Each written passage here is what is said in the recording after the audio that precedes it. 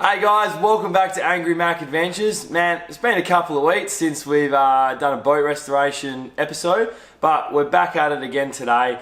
The last couple of weeks have been pretty hectic, featuring Hunters and Drifters in AMA's first feature film. So if you guys haven't seen that, we put a lot of effort into it, and what an absolute time. If you guys haven't checked that out, man, it's jam-packed full of goodness. We've got mud crabbing, we got catch and cooks. I speared my first Spanish mackerel off the boat. There was bull sharks swimming everywhere. I thought I was gonna die, but man, what an absolute experience. And we saved a turtle, so surely that's worth a click.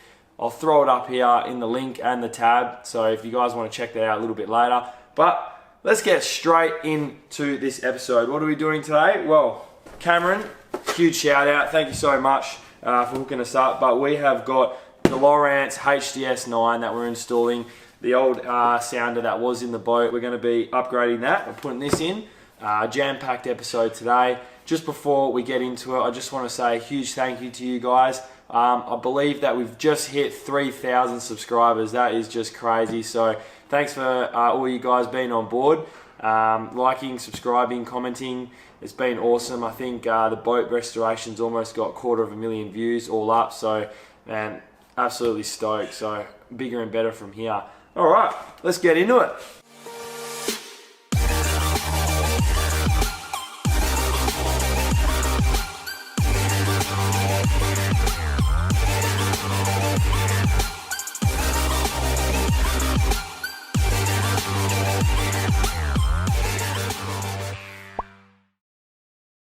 This is the screen that I'm going to be installing on top of the dash. Now, if you see there, the 9-inch is just made for purpose. So it had an Elite 7 in there, and yeah, the HDS or the 9-inch screen is definitely an upgrade. The 12 would have looked a little bit out of proportion and probably didn't fit with the window. That doesn't look too bad. Alrighty.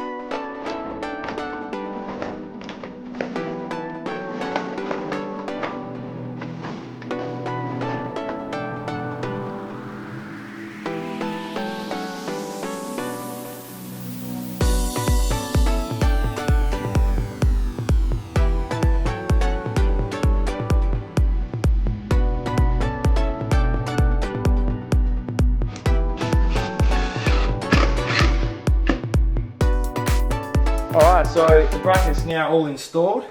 What I'm going to do is I'm just going to let that silicone dry, just so that's nice and waterproof before I start wiggling them around and stuffing around with it. But I just want to give this a bit of a dry fit to make sure it doesn't hit the window. Alright, this is actually a really good spot for me because I can still have clear view of what's going on behind the window.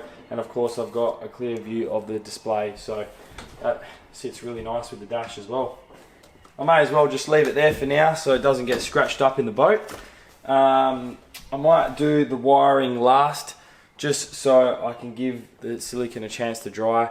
But what I'll do now is install the bracket to the transducer and install the transducer. Alrighty guys, so we're back behind the transom and we're going to be installing the transducer. Now it comes with this really sturdy stainless steel bracket that we've got to install on the top here, and then that gets bolted onto the back of the transom. One thing you got to know about the transom is that this needs to be below waterline, so make sure that you read their instructions. They're very clear to where you can install it, what angle, etc. But for a little brief explanation is that this thing has to be below the waterline and as parallel as possibly can to the boat. So let's go ahead and install this. Now what I'm going to do first is I'm actually going to install the first bracket onto the transducer, and then once that's installed then I can work out exactly where I want to place the transducer to the back of the transom, keeping in mind that if you do, or if you are putting any more accessories to the back like underwater lights or swim platforms, just to allow where you want your cable to run. So I won't be doing that in this episode because I just want to make sure that everything else fits, and then I can needle my wires a little bit later.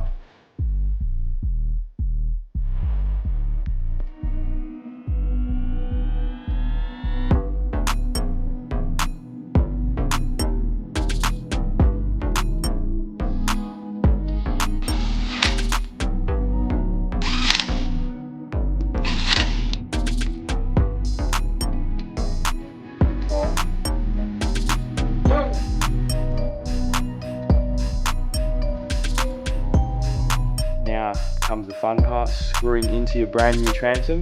Just make sure that you run plenty of this shit, because you do not want your transom getting destroyed by water again. Because I'll tell you what, I ain't doing it again.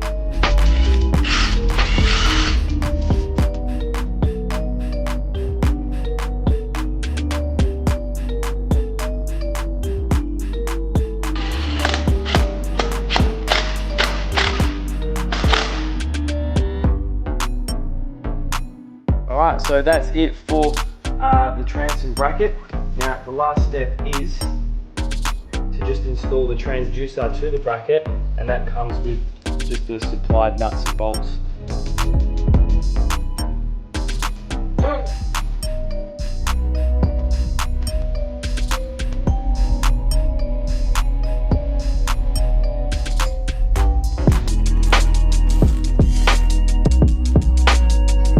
Alrighty, so the transducer and the bracket's now installed.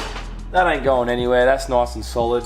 Alrighty guys, so it's the next day, that's all nice and dry now, and we're at the back of the dash, and it probably looks a little bit different to when you guys last saw it, but everything's now pre-ran, or all the wires are ready to go. So that's for your VHF. I've ran all my wires down the side of the boat, ready for all the LED lights and cabin lights and stuff like that. And I have changed it up a little bit in the back of the dash here. I'll just grab the camera and just give you guys a close-up.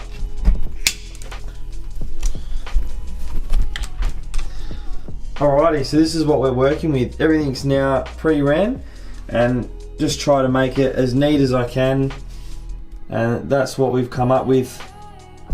This is where the main cable's running through. It's just got I think it's a 75 or 100 amp breaker. There you go, circuit breaker. And then I've got all my negatives running to one of these bus ports here. Now, the positive is now going to the switch panel, which gives power to the panel and power throughout the whole boat. And then I've got all my negative terminals running on that bus port just there. So the sounder wires are just coming from the top of the dash here. And these are the two cables that it comes with. You've got one here, which gives you 3 wires. I'm not sure if you can see that. Gives you a yellow, black and red. That is your accessory wire, your power and your negative. So that yellow is if you want to hook it up to like a switch, like an accessory switch, and you turn that on, then it will give power directly to the sounder. And then this one here is like your talkers and listeners and stuff like that for your sounder. But I'll get into more detail a little bit later, but I'm not hooking that up as of yet. Alrighty guys, well this is what we're working with. The HDS9 is now installed. I'm not going to bore you hooking up the red and black cable wire, but this is what we're looking at right now. It looks so good up on the dash, the new HDS9. There we go. I'm not going to turn it on because if you guys know, you can actually damage the transducer out of the water, so I'm not going to turn it on. But what I might do is in a future video, when we're out on the water, I'll go through the HDS9 and its capabilities.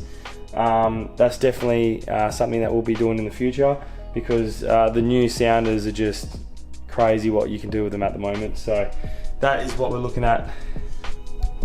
Comes with a nice sturdy bracket to hold on the sounder, and a nice cover also to protect the screen when it's not in use. Look at that. Beautiful. Well guys, that's it for another episode. I hope you enjoyed it, and it's just another step out the way, I guess. So I hope you guys enjoyed it. Please subscribe if you're liking the content. Throw us a comment and a like if you guys want, and we'll see you in the next one.